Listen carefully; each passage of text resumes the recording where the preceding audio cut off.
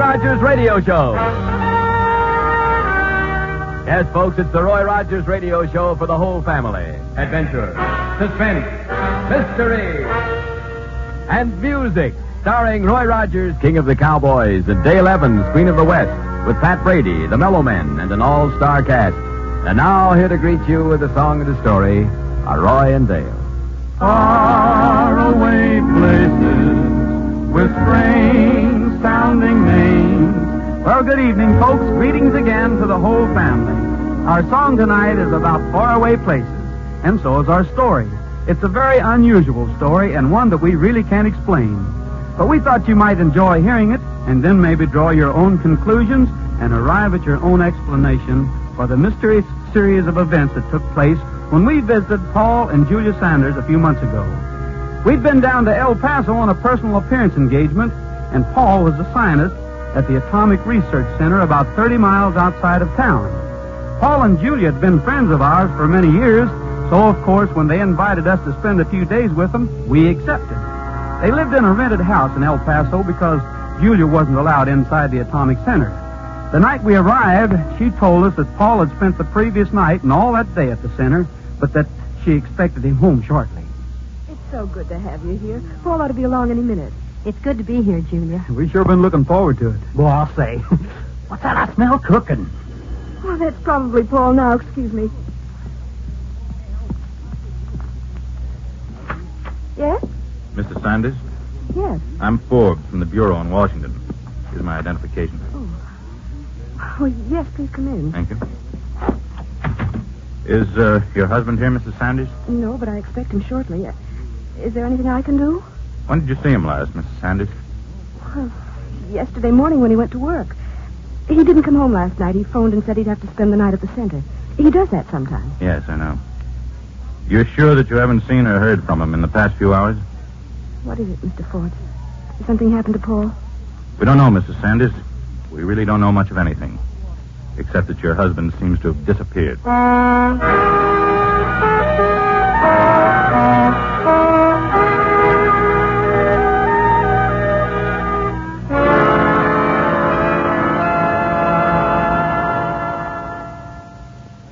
I'm glad to meet you, Mr. Rogers, Miss Evans, Mr. Brady. How do you do, sir? Mr. Rogers, this might be a very fortunate coincidence, your being here. Perhaps you can help. Well, we'll be glad to do anything we can, Mr. Forbes. When did you first discover that Paul was gone? About 7 o'clock this morning. It's almost supper time. Why haven't you let me know before this? We've been searching the grounds and buildings of the center. It's a large place, you know. We wanted to be sure, absolutely sure, that he was missing. Julia, did Paul drive his car to the center yesterday? Yes. Well, that might be a lead, Mr. Forbes. Try looking for the car. We know where the car is, Miss Evans. Where? In the parking lot inside the center. Oh. Well, then Paul didn't leave the center in the car. Miss Evans, getting in and out of an atomic research center is as hard as getting into the White House without a pass. There are 3 checkpoints that everyone must pass through. Paul Sanders checked in at 8:30 a.m. yesterday morning. He was not checked out. Well, gee whiz. Gosh, oh, hemlock. That makes it pretty simple. He must still be there. Yeah, but he isn't. But, Mr. Forbes, isn't it possible that he could have left some other way? Besides going through the checkpoints, I mean. Well, I don't see how. The entire area is surrounded by a fence over 15 feet high and patrolled by armed guards. The fence is charged with electricity. Anyone who touches it would be instantly killed. Now, frankly, we're up against a blank wall. Paul isn't inside the center, but we can't understand how he could have gotten out. Mr. Rogers, would you care to come over to the center and have a look around? Maybe a fresh mind on this, well, perhaps you'll notice something that I've overlooked. Sure, Mr. Forbes. I'll be glad to. Good. I'll leave a pass for you at the outer gate. Suppose you meet me in my office tomorrow morning.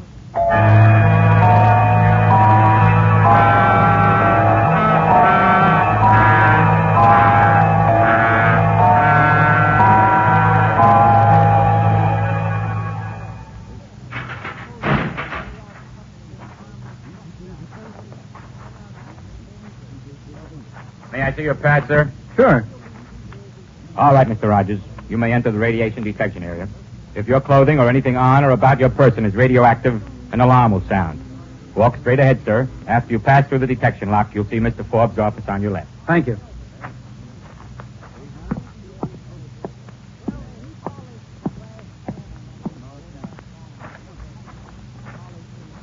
Tag, mein Herr. You are Rogers, yeah? Yes. I am Professor Braun. Mr. Forbes told me you were coming, Herr Rogers. I am to be your escort. Oh, well, thank you.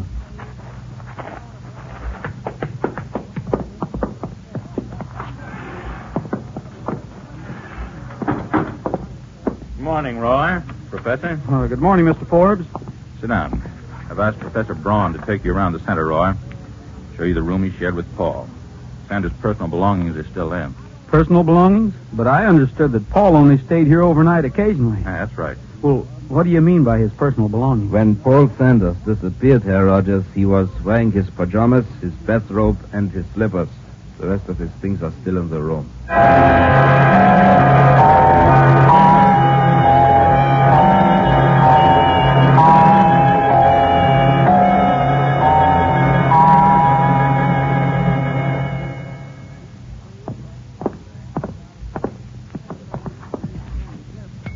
As you can see, the room is padlocked. This was done by security as soon as I discovered that Paul was gone. And when was that, Professor? Yesterday morning, about 7 o'clock. When I awoke, he was gone. You mean to say that you were in the room all night with him and that he left without disturbing you? Since I am now an American citizen, Herr Rogers, I sleep very soundly. Yeah, it's true. Paul simply put on his bathrobe and his slippers and walked out. He made no noise, at least not enough noise to awaken me. This is the closet. You see his suit, topcoat, shoes, socks, underwear. And here on the dresser, his billfold, wristwatch, car keys, and identification pass. I see, but, hey, what's this piece of rock on the desk? It must have belonged to Paul. Perhaps a paperweight? Funny-looking thing, isn't it? Oh, hey, it's sure heavier than it looks, isn't it? Yeah, it seems to be very dense. Perhaps one of Paul's experiments. I see. Well, I think that about covers everything in here. Now, I will show you the outer area and the security with which we... Professor? Yeah? Have you got any theory about Paul's disappearance? Yeah, Herr Rogers. I have a theory. What? No one would believe me. It is too fantastic. Try me. Well, you have been told that there's no way for a man to leave this center without passing through the checkpoints. But this is not strictly true. Theoretically, there is a way. One way. Really? How? By going up, Herr Rogers. Straight up.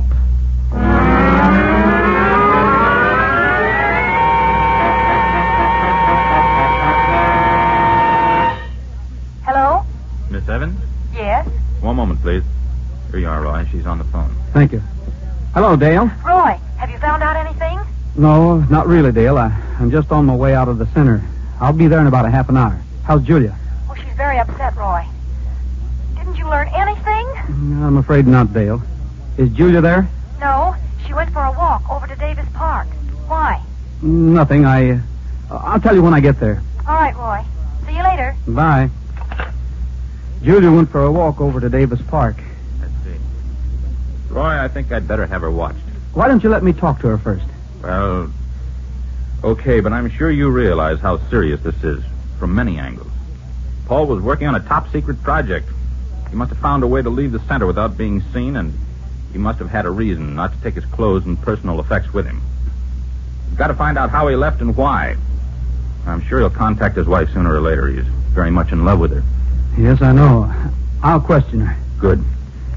I hate to think this of Paul Sanders. He was cleared by security right down the line. But, well, there's always a chance that it... Well, it's a terrible thing to say, but... You mean there's a chance that he turned traitor, went over to the other side? It's a possibility. There's another possibility, too. What's that? It's possible that Paul Sanders is dead.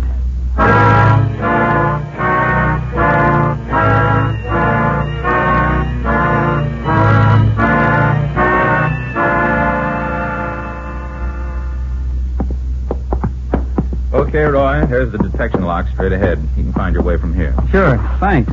I'll call you in the morning after I've talked to Julia. Good. So long. Bye.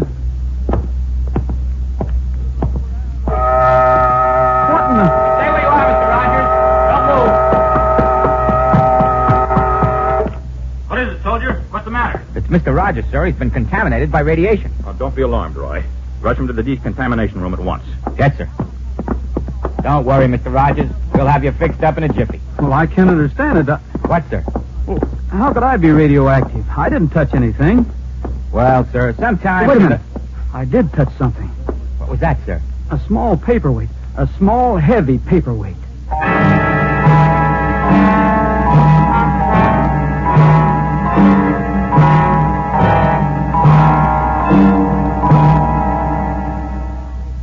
Roy, thank heaven you're back. What's the matter? Oh, it's Julia, Roy. She ain't showed up yet. Roy, I'm worried. She was so upset when she left. Well, maybe we'd better drive over to the park and have a look around.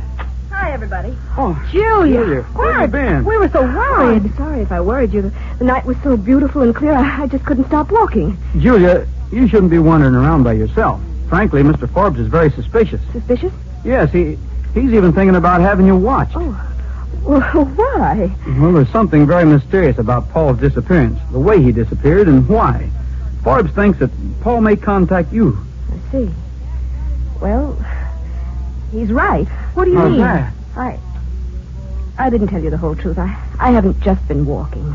Did you see Paul tonight? No, I didn't see Paul, but I saw a friend of his. He told me that Paul is safe and well, and as soon as possible, I'll be able to join him. Join him? Where? Up there. Up there. On one of those planets. You don't believe me, do you? You don't believe any of it. All right, Julia. Now take it easy and tell us about it again. You say a spaceship landed in the park, and this man came up to you? Yes. At least, well, I guess he was a man. He was wearing a heavy suit that covered him from head to foot, but he must have been a man because I understood what he said. Well, what did he sound like, dear? Sound like? Well, now that I think of it, I don't believe he spoke at all. Not really spoke, but I could hear him. Julia, you're upset.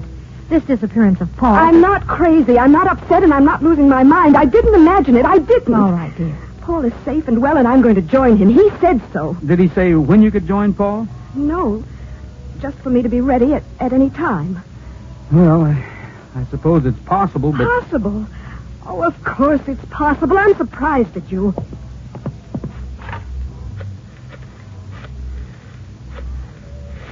Who are you calling, Roy? Mr. Forbes, I think I should tell him something. Oh, you're wasting your breath, Roy. He'll never believe my story.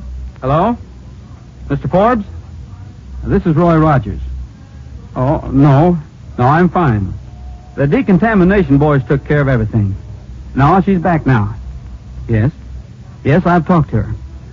Well, the first thing I think you should do is to have that paperweight analyzed. The paperweight on Paul's desk in his room. Yes, I do. I think you might find it very interesting.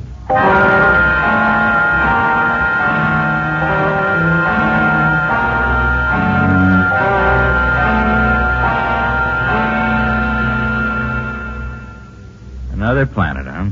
Well, that's quite a story. I think we'd better have Mrs. Sanders put under observation at once. She said you wouldn't believe her. Roy, I'm a practical man. I have to be. It'd be so easy to accept this fantastic explanation and let it go at that, but... Guten Tag, Herr Rogers. Herr Forbes. Come in, Professor. Roy has just told me a fantastic story. Really? Mrs. Sanders claims to have seen a spaceship and a man from space. She says that Paul Sanders is on another planet, and she's going to join him. I see. And do you believe this story, Herr Rogers? Well, I don't completely doubt it. I think it's possible. Ach so? Good. You're a very smart man, Herr Rogers. Oh, now, Professor, don't tell me you believe it. I have had this theory for some time now, Herr Forbes. But why is the whole idea so impossible for you to accept? Our government is spending millions of dollars a year investigating, photographing, and pursuing or trying to what they have chosen to call UFOs, unidentified flying objects. During the past years, many persons have mysteriously disappeared from the face of the earth, never to be seen again. And you actually believe that these people were taken to another planet? Some of them, perhaps. As I said before, it is not impossible. All right. You stick to your theory and I'll stick to mine. The first thing I'm going to do is put a 24-hour watch on Julia Sanders. I have another suggestion, Herr Forbes, before you waste your time. Yes? Why don't you give Mrs. Sanders a lie detector test?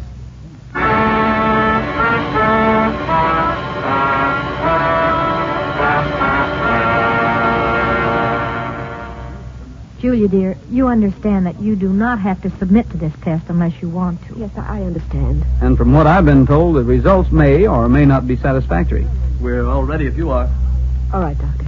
We'll wait right here, Julia. Now, try to keep calm, will you? Don't you worry, Dale. I'm not afraid. Not in the least.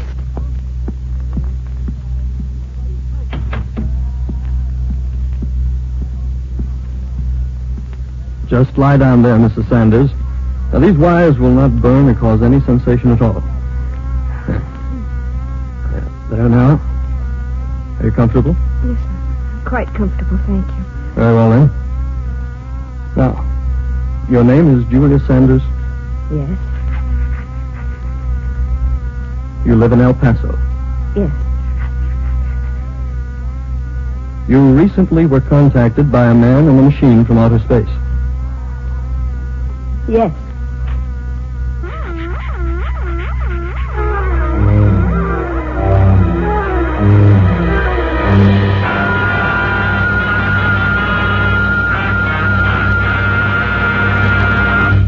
How much longer will it be, Roy? I don't know, Dale. The doctor said the test would take about an hour. Well, she's been in there over an hour now. Well, will the doctor know the results right away? As I understand it, he'll have a pretty good idea if Julia is not telling the truth. If she is, he'll probably have to study the charts more carefully. There's the doctor, Roy. Oh, is the test over, Doctor? Yes, Mr. Rogers, it is. Do you know yet whether she was telling the truth? Yes. Mm-hmm. Yes, Miss Evans, I do. Mrs. Sanders was not telling the truth.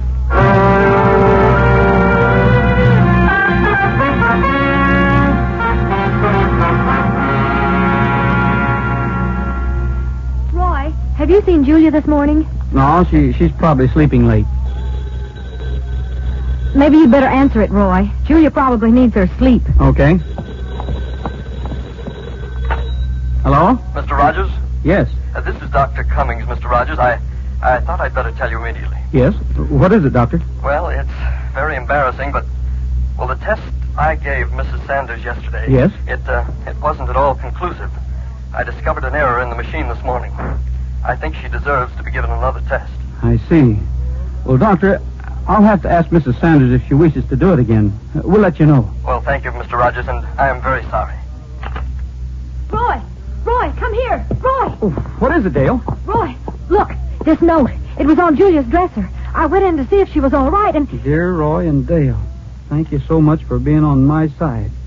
I'll never forget you. You won't ever see me again, as I received word that I am to join Paul tonight. Love, Julia. Hey, Roy, look here what it says in the morning paper. Giant flying saucer seen hovering over Davis Park. Visitor from space, described in detail by an observer. Well, what's the matter? What are y'all looking at me like that for?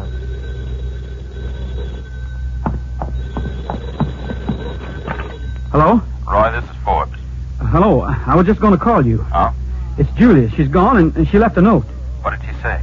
She said she was joining Paul. She said that the man from space would come for her last night. Pat just read an article in the paper that... Yes, I know. I've got something to tell you. Yes? I took your advice and had that piece of radioactive rock analyzed. The one that Paul used for a paperweight? The thing you were contaminated with? Yes? I just got the report. I see. Well, what's it made out of? I'll read you the findings. This substance is composed of no ore, metal, or combination of ores or metals known to exist on the face of the earth.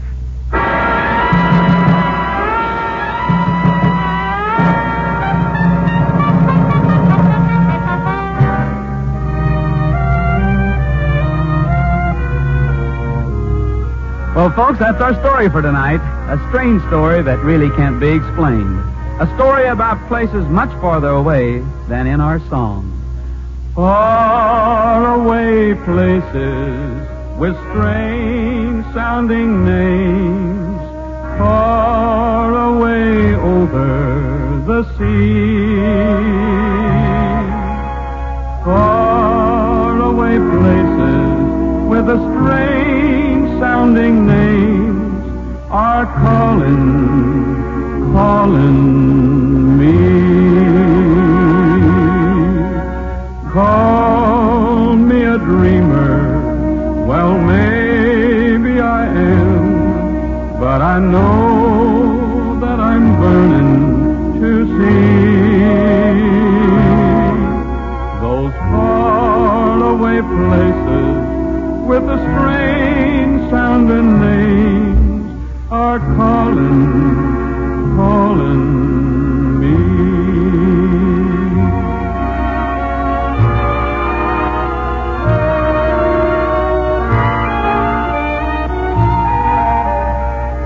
Faraway places with strange sounding names, far away over the sea. Far away places where the strange sounding names are calling me. Going to China or maybe Siam. I want to see for myself those faraway places I've been reading about in a book that I took from a shelf. I start getting restless whenever I hear the whistle of a train. I pray for the day I can get underway and look for those castles in Spain. Call me a dreamer, well maybe I am, but I know that I'm burning to see those faraway places with the strange sounding names calling me.